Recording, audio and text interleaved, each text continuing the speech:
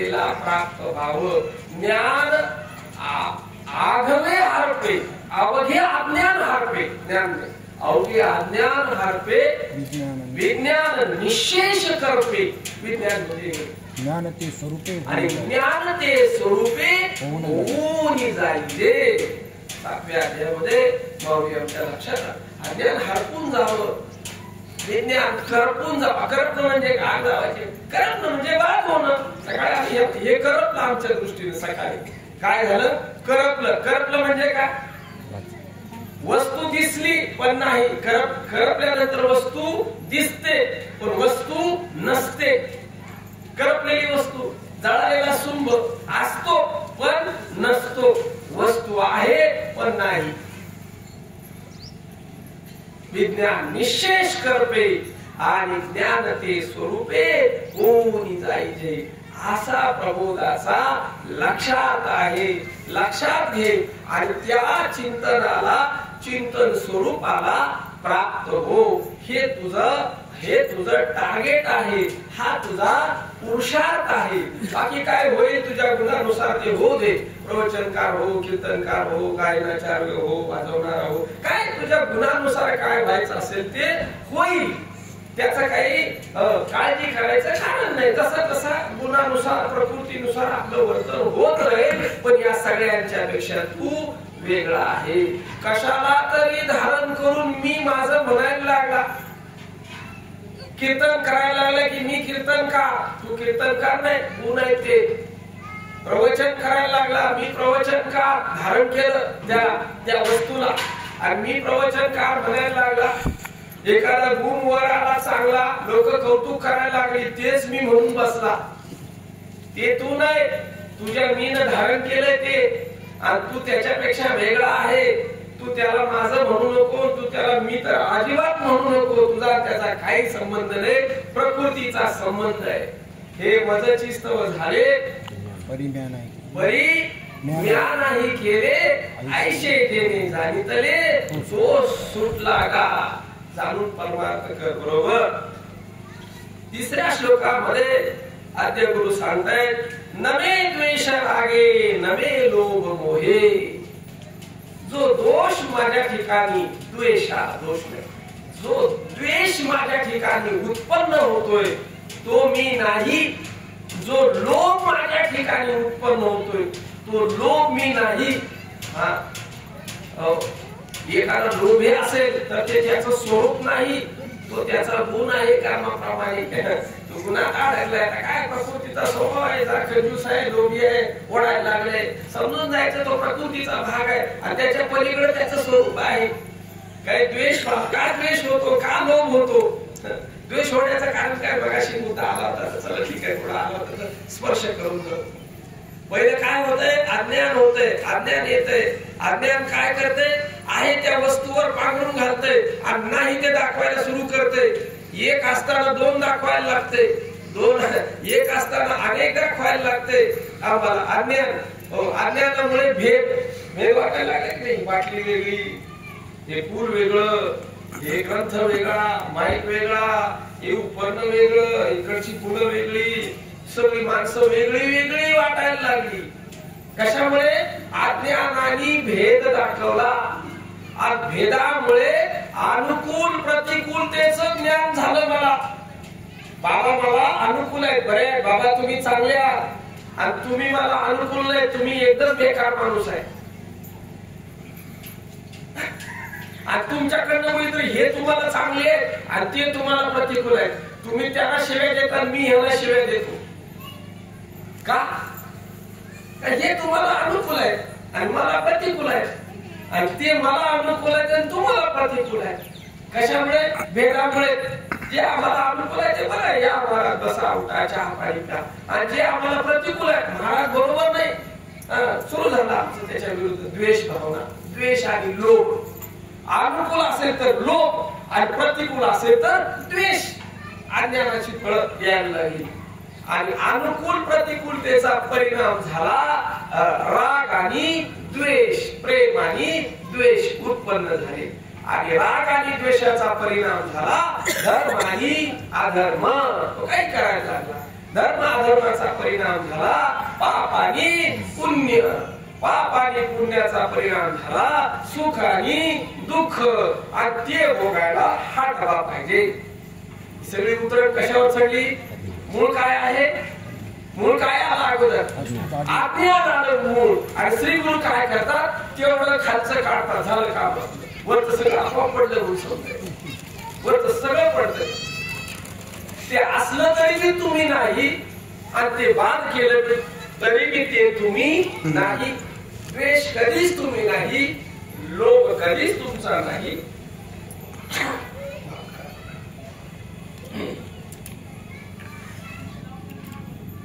तुम्ही जाणताय म्हणजे ते तुम्ही नाही, त्याच्यापासून वेगळे आहात. नवे द्वेष रागे नवे लोभ मोहे, मोह भी मी नाही आणि लोभ भी मी नाही. अर्जुनाला मोह झाला होता कशाचा? मी माझेपणाचा, मी अर्जुन आणि हे माझे, आणि यांना मारलं तर मला पाप लागेल, असे 3 विषाद झाले पहिल्याच अध्यायामध्ये. मी अर्जुन, मी हा जो दिसतो तो मी अर्जुन, आणि हे माझे नातेवाईक, आणि त्यांना मारलं तर मला पाप लागेल, हे 3 दोष उत्पन्न झाले, 3 विषाद उत्पन्न झाले. आणि ते काढण्यासाठी 18 अध्याय सांगावे लागले भगवंताला. आणि 73व्या श्लोकामध्ये प्रश्न विचारला, 72 श्लोकामध्ये प्रश्न विचारला की बाबा रे आता तुझा मोह गेला का? अर्जुन नष्टो मोहो स्तुती तत्प्रसादन्याच्युत सितो अस्मी गत संदेह करियेशी वचनं तव. आता माझा मोह गेला, नुसता गेला नाही, याच्या कुटुंबासहित सकुटुंब गेला. गेला का नव्हता असं लक्षात आलं? हा वस्तू जायला सिद्ध होत नाही, मोह सिद्ध होत नाही. त्यांनी सांगितलं मोह गेला. आता काय मोह गेला? मीचा भी मोह गेला. मी अर्जुन देहाला समजत होतो, तो आता कोण समजायला लागला? मी स्वयं प्रकाश सच्चिदानंद साक्षी आहे, मी परिवर्तित झाला. आणि हे माझे समजत होता, ते माझे नाही. आणि हा देह कोणाचा नाही? हा देह पंचमहाभूताचा आहे. हा जसा माझा पंचमहाभूताचा आहे तसा तुमचा सुद्धा पंचमहाभूताचा आहे. आणि तो आधीच मेलेला आहे. आता तुमचा देह जिवंत आहे का तुम्ही जिवंत आहे? आणि देह आणि जिवंत का बरं वाटतोय? मेलेला देह असताना जिवंत का वाटतोय?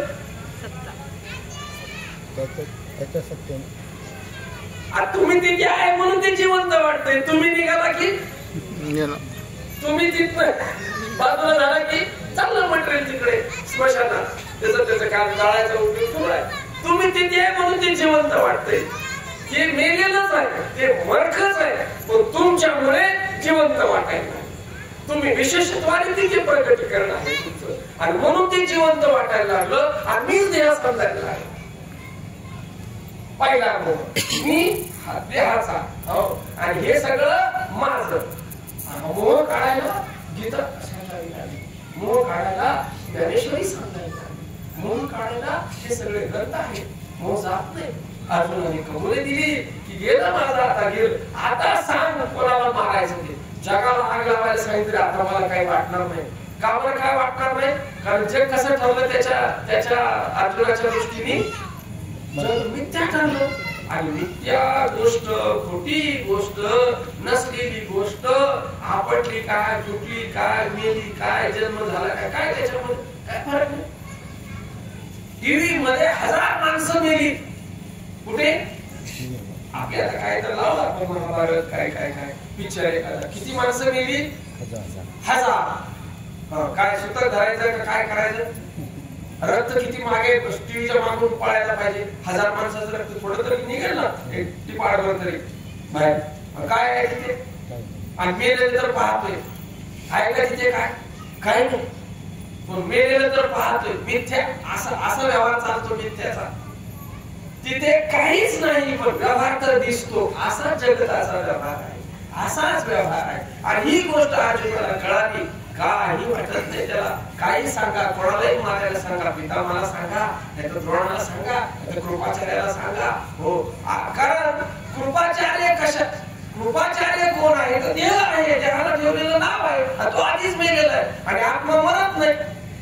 आत्मा मरत नाही, आधी मेलेलाच आहे. आत्माला कशाला मारायचंय? ते हा मारायचंय. आत्मा तर न मरणार आहे, जसं त्यांचा न मरणार तसं माझा बी न मरणार. मी आत्मा तर मरत नाही आणि देह तर मेल्याशिवाय राहत नाही. भगवंतच विचार, अरे तू नाही मारलं म्हणजे हे मरणार नाही असं तुला वाटतं का? काय तुझं पागलपण?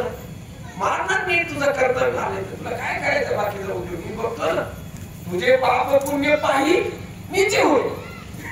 तुला नाही भीती वाटते ना? तर तुझं पाप आणि पुण्य दोघं बी मीच होतो, काळजी करू नको. काय आश्वस्त केलं आता? काय त्याच्या गोष्टी आहे? तुझे पाप पुण्य पाही मीची होईल, मीच होतो, काळजी करू नको. तुझं तू काम कर, तुझं तू कर्तव्य कर. अशा पद्धतीनं हा जो मोह आहे तो नसलेल्या विषयी मोह आहे, असलेल्याचा मोह होत नाही. असलेलं सर्वत्र सर्वांच्या ठिकाणी सारखंच आहे. कमी जास्तीचा मोह होतो, सारख्याचा कसा मोह होईल आपल्याला? जे आपल्याकडे आहे तेच त्यांच्याकडे, आता त्यांचा मोह काय करावा? जे माझ्याकडे आहे तेच त्यांच्याकडे, राग कशाचा करावा? सारखं आहे ते, सर्वांच्यात आहे. आणि हे माईक आहे ते कमी जास्त आहे, त्याचा लोक मोह.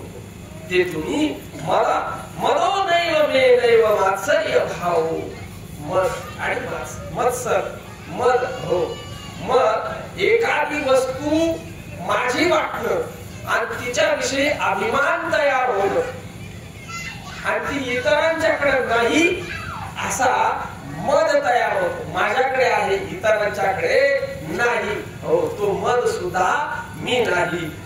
त्याच्या अनुषंगाने येणारा मत्सर तो सुद्धा मी नाही. न धर्मो न चार्तो न कामो न मोक्ष, धर्म बी मी नाही, अर्थ बी मी नाही, काम बी मी नाही. लक्षात ठेवा, मोक्ष बी मी नाही, माझा नाही. त्याच्यासाठी अख्खा परमार्थ चाललाय. तो बी मी नाही आणि तो बी माझा नाही. लक्षात घ्या. पण आधी मिळवा बरं का, सांभाळून ऐका. आधी मोक्ष स्वरूपाला प्राप्त व्हा आणि मग मला मोक्ष नाही. मोक्ष हा माईक आहे, बंधाच्या सापेक्ष आहे. बंद होता म्हणून मोक्ष. तुरुंगातून सुटलेला माणूस पेढे वाटायला लागला. तुरुंगातून सुटलेला माणूस पेढे वाटायला लागला. पेढे खाणाऱ्याने काय समजायचं? हे पागल आधी आतमध्ये होत, आता बाहेर आलं म्हणून पेढे वाटते. सुटल्याच्या पेढ्याचा अर्थ आहे आधी आतमध्ये होत. आणि आत व्हायच्या अगोदर कुठे होता? आत जायच्या अगोदर कुठे होता? बाहेरचाच होता तो. बाहेरचा होता, आत गेला, मुक्त होता, परी वळे झाला बद्ध. आधी मुक्तच होता, बद्ध झाला, पुन्हा मुक्त झाला. आता काय करावं? आधी जसा होता तसा आता पेढे कशाने वाटायचे? बंद ही बंद सापेक्ष मोक्ष आहे. मग दोघे ते माईक ठरतात, पण आपल्यासाठी हो त्या बंद मोक्ष पण याते. बंद मोक्ष जयाचे श्री गुरुची प्रक्रिया. बरोबर. धर्म आणि अधर्म हे सुद्धा माईक आहे, अंतःकरणाचे धर्म आहेत. हे तुम्ही धर्म बी नाही आणि तुमच्या ठिकाणी अधर्म बी नाही. तुम्ही निधर्मक आहात, तुम्ही अर्थ बी नाही, तुम्ही काम बी नाही आणि तुम्ही मोक्ष बी नाही. चारी पुरुषार्थाच्या पलीकडे असणारे, चारी पुरुषाला आधारभूत असणारे चिदानंद रूप शिवोहम शिवोहम असं माझं स्वरूप आहे. केव्हाही आतपडे पहा. 3 भूमिका स्वतःला तपासण्यासाठी लक्षात घ्याव्यात असं मला वाटतं. कोणत्या 3 भूमिका सांगितल्या? जो ज्याला पाहतो तो त्याच्यापासून वेगळा असतो, जो ज्याला जाणतो तो त्याच्यापासून वेगळा असतो, जे ज्याला कळण्यात येतं त्या कळण्यापासून हा वेगळा असतो. तुम्हाला जे कळतंय, ज्याला तुम्ही पाहताय, ज्याला तुम्ही जाणताय त्याच्यापासून तुम्ही वेगळा. असं तुम्ही क्षणोक्षणी ह्याची करावा विचार. बोलता मी याच्यापासून वेगळा आहे, मी याच्यापासून वेगळा आहे, हे मी नाही, हे माझं नाही. या चिंतनावर क्षणोक्षणी क्षणाक्षणाला जे काय तरंग उमटत आहे त्याच्यापासून मी कसा आहे? वेगळा आहे. आपलं वेगळं पण लक्षात घ्यावं. 4थ्या श्लोकामध्ये आद्यगुरु सांगताय. थोडा आता चिंतनाला वेळ नाही, नुसतं श्लोकाचा परमाशय घेतोय. कारण नाही होत चिंतन, आता काय करणार. मात्र जो मुख्य निरोप आहे त्याचं चिंतन मात्र 4 दिवस केलं आपण, 10 तास जवळ, की मी कोण आहे आणि मी कोण नाही याचं चिंतन चालू आहे. मी कोण आहे प्रकर्षाने गोष्ट कळावी, आणि ज्याला मी आणि माझं म्हणून बसलो ते माझं नाही असा निश्चय करायचा.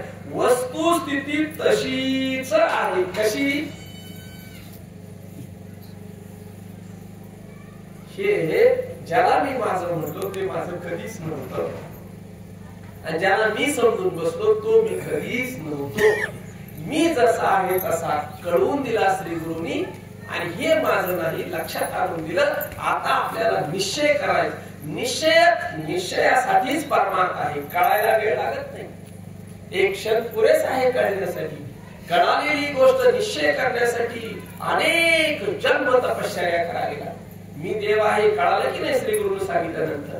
तुम्ही देव आहे हे कळायला किती वेळ लागलं. पण आता निश्चय, मी देव आहे ऐकलं आणि मी देव म्हणून व्यवहार करायला लागला. पुन्हा सुरू मागचं. निश्चयाचे बळ कमी पडते आपल्याकडे, म्हणून फळ हाताशी येत नाही. निश्चय करण्यासाठी परमार्थ आहे. कळायला फार वेळ लागतो. कमी वेळात कळणं आहे. निश्चयाला जन्म जातात. 4थ्या श्लोकामध्ये सांगतात, न पुण्य न पाप न सौख्य. पुण्य बी तू नाही, तुझं नाही. अंतःकरणाचे धर्म आहे. पापी तुझं नाही, तू नाही. स्वरूपाच्या ठिकाणी जेव्हा स्वरूप ज्ञान होईल, जेव्हा स्वरूप ज्ञानाचा निश्चय होईल, तिथे पाप पुण्याचा टिकाव लागत नाही. आपल्या पाप पुण्याच्या कल्पना लयाला जातात. स्वर्गाला जाणं पापाचं लक्षण आहे का पुण्याचं लक्षण आहे? पुण्याचं लक्षण. स्वर्गाला जाणं पुण्याचं. पुण्यात्मके पापे स्वर्ग पुण्यात्मक पापे, पापात्मक पापे नरका जाईल, आणि पुण्यात्मके पापे स्वर्ग. पुण्य पाप आहे. स्वर्ग पुण्याचं लक्षण आहे का पापाचं लक्षण आहे? तेवढं विचारतात. उपासकाच्या दृष्टीनं पुण्याचं लक्षण आहे. उपासकाला पुण्य बरोबर आहे, आणि ज्ञानाला पुण्य पाप. का बरं स्वर्गात जाऊन मी पाप ठरते? विचार केला पाहिजे साधू संतांच्या बोलण्यावर. आपण स्वर्गात जाऊन मी पुण्य केलं तर स्वर्गात जाते, पुन्हा ते पाप ठरते. का बरं? मदती माझी मी असता. बरोबर आहे. का बरं ठरते ते? इथून तिथून मीच असताना त्याला बरोबर आहे. तरी मी सायास करून तुम्ही स्वर्गात गेला पुण्य करून, आणि तिथं गेल्यानंतर पाप ठरलं. का बरं? संतांच्या सहवासातलं सुख तिथे ना. हा ठीक आहे, ते बरोबर आहे. सुख कोणाचंच नाही. म्हणून त्याला जाईपर्यंत पुढे पुढे जात सुख कोणाचंच नाही. हा स्वर्गीचे पण का बरं ते का बरं पाप ठरलं? ते पाप का बरं ठरलं? संपणार आहे ना ते. संपणार आहे. क्षय. बरोबर, अगदी बरोबर. यांनी ते प्रमाण काय स्वर्गीचे अमर इच्छिता की देवा काय इच्छितात? मृत्यूलोकी भावा. जन्म मरण टळलं नाही स्वर्गात जाऊन. दुःखात जन्माचं बीज शिल्लक राहिलं, बीजरूपाने जीव भाव शिल्लक राहिला, ते पुण्य झालं का पाप झालं? जन्म मरण टळणं हे शुद्ध पुण्य आहे. आज स्वर्गात जाऊन मी ते टळत नाही. स्वर्गीचे काय परत माघारी यायचं नाही. इच्छिता ती देवा मृत्यूलोकी व्हावा. कशासाठी? नारायण. आता झकमारी कर नाही ते. आता इथं येऊन इथं स्वर्गाला जावं असं वाटतं. तिथं जाऊन म्हणतो पण हे मिळावं. अरे पागल तू काय केलंय? तुला तिकडे जाऊन पण तिथे जाऊन याचं चिंतन करण्याचं हे मिळाले ते काय? नारायण नामे हो जीवन मुक्त. कशाला म्हणते? अशा अर्थाने, कारण जीव भाव जात नाही स्वर्गाला जात.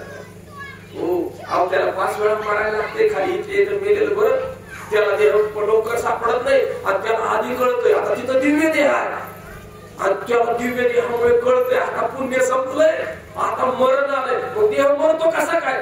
तर तिथे शोकाग्नी लागतो, त्याला शोक होतो, आणि शोकाग्नीमध्ये दिव्य देह त्याचा नाश पावतो. हो पहिला नाश पावून कुठे येतो? हो आकाशात येतो. आकाशातून कुठे?